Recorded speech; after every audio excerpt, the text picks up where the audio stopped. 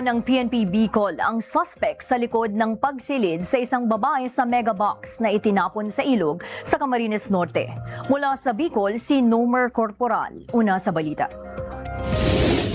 Natukoy na ng Philippine National Police Bicol ang pagkakakilanlan ng suspect at ng biktima nitong babae na isinilid sa isang megabox at itinapon sa ilog sa barangay Pinagwarasan sa Basud, Camarines Norte noong January 2. Ang biktima ay si Anilis Abamonga, 38 anyos na residente ng Barangay Bura sa Katarman, Camiguin.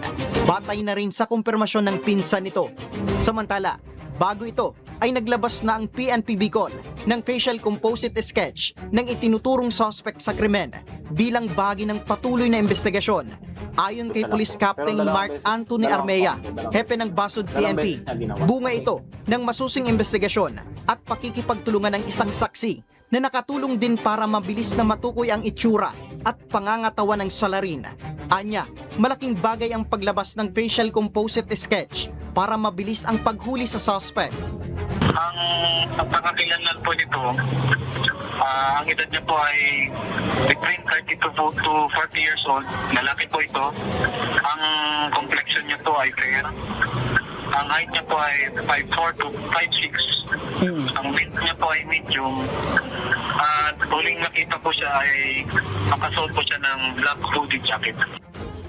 Sa nagpapatuloy na backtracking ng pulisya at sa tulong ng mga hawak nilang CCTV footage, lumalabas na mula sa Turbina Terminal Bus sa Laguna ay ibinay ng suspect ang storage box papuntang Bicol. Bumaba ito sa bahay ng Daet sa Camarines Norte at mula sa Daet ay sumakay naman siya ng tricycle patungong Basud at bumaba malapit sa tulay sa Barangay Pinagwarasan kung saan niya itinapon ang megabox. Isang residente sa lugar ang nakakita sa insidente at agad na kinuha ang megabox. Dito na tumambad ang bangkay ng isang babae na agad niyang inireport sa pulisya.